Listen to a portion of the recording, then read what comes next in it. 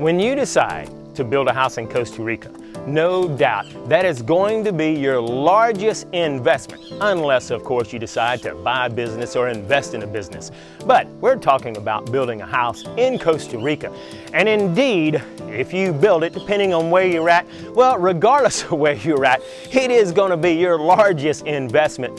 And you want to make sure that you protect that investment. Now, immediately you're probably thinking, oh, he's talking about insurance. Well, in Costa Rica, insurance is a huge difference from what you're used to in the United States or Canada. So we'll save that topic for another time. But today we're talking about protecting your investment by controlling the environment. And how do you do that? You see, Mother Nature can be a killer. So regardless of whether you're building in the hills, the mountains, or on the beach, simply because of its ecosystem, its climate, its tropical weather pattern, you've got 6 months of dry season and you got 6 months of rain. Well, when it rains a lot at certain times, and all of that water can simply wash away your investment. If you're on the beach, the same thing occurs there.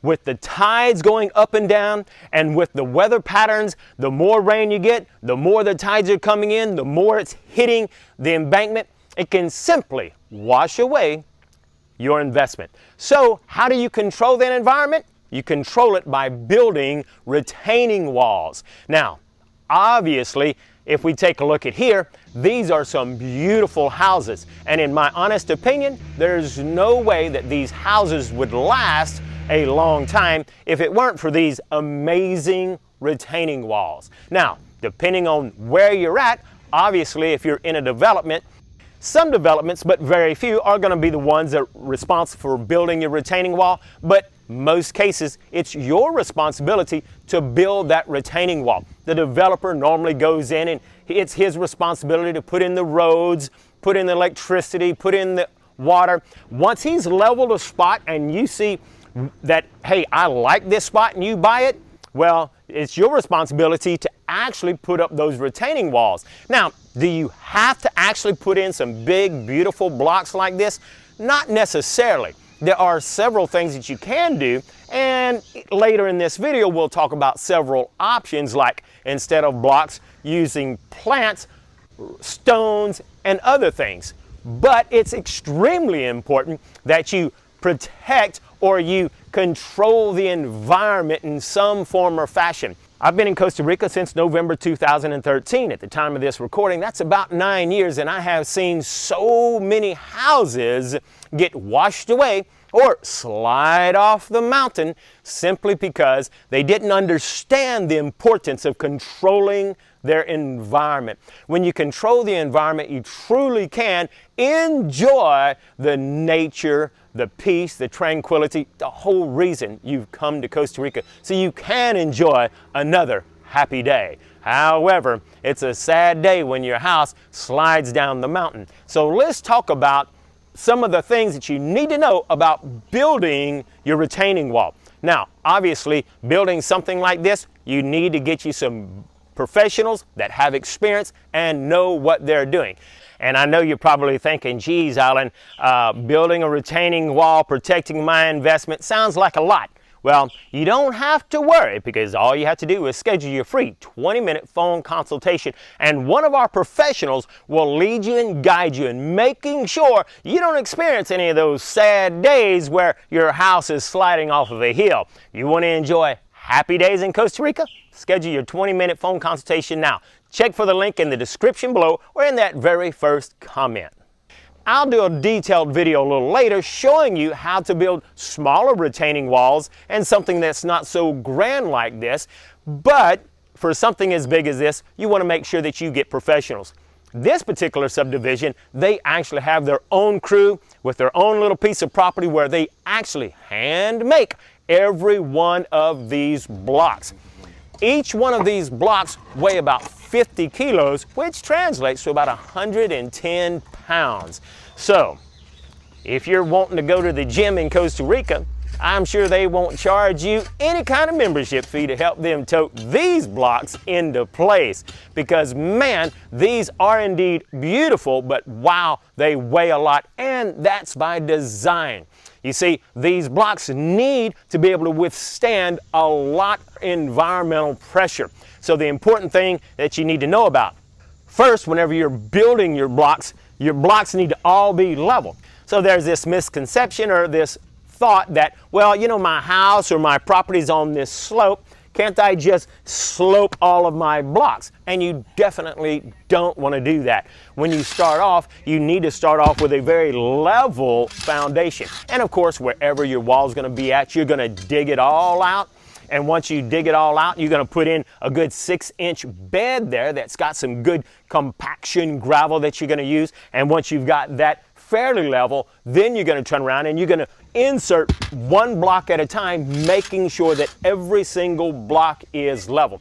Your first layer of blocks is going to be the most important, because once you've got that level, the rest of them should follow.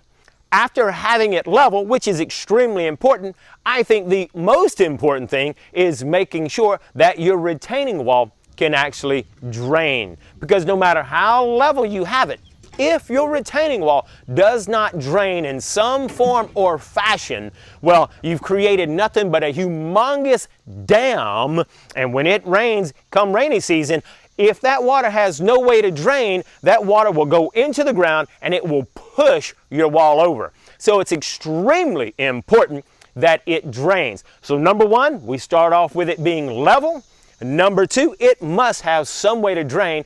And number three, take a look at your blocks. Your blocks should have this lip on the underside of it so that whenever you're setting that block down, it has a way to attach to the other side of that block. And it goes up at a nice gradual grade or regular grade so that everything looks consistent.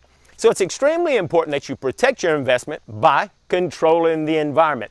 As you can see in the mountains, this is what you'd want to do, or on the hillsides, but it's practically the same thing when you're on the beach. You just may not have to build something nearly as big. However, if you don't build some sort of a retaining wall on the beach, then that water is going to come over and the sea or the ocean is going to drag that sand out, and inch by inch, it's going to be taking over your property. And I know what you're thinking. You're probably saying, Alan, that retaining wall is probably going to cost a fortune. And, well, it is going to cost a good sizable chunk. However, you do need to think about it as protection for your investment, because it sure is going to cost you a whole lot more whenever your house goes sliding off the mountain. The best time to begin controlling the environment is immediately after you purchase your property. It only takes one rainy season to wash away a good chunk or all of your property. After you have a crew level your property, it's time to start controlling the environment. I would immediately buy bales of hay and scatter that hay all over my property. Then lay landscape fabric down on top of that hay. Secure your fabric down with large landscape staples. If you're not getting any rain, make sure to start watering that hay. You can scatter seeds, which grow faster. It's a bit more expensive and could be a waste of money, since you may end up removing the grass when or if you begin building soon. At this point, it doesn't really matter what type of grass you're planting. You just need to get something growing so that those roots will hold the soil in place. Later, you can decide if you want to put blocks as your retaining wall or something else. Some people will use decorative grass for the slopes, but in my opinion, I would use miniature bamboo. Bamboo has an amazing root system, and I've been told they have as much roots underground as what you see growing above ground. Bamboo is hardy and grows fast in just about any environment. Depending on your slope and how close you're building to this edge, you may need to reinforce your slice of paradise with boulders. This is a nice look and requires tons of large rocks inside galvanized wire cubes, all linked and tied together. Once these are in place, if done properly, these will never move. Doing a combination of different types of retaining walls can add some curb appeal. Not only do these retaining walls protect your investment, but they actually increase the value of your home. If done right, they can really enhance the appearance and resale value. When building a house in Costa Rica, it's really important to not only understand that you normally get 6 months of rain, but realize the destructive power of that rain. However, if you subscribe and watch the videos on this channel, hopefully all this great information will help you to enjoy another happy day in Costa Rica.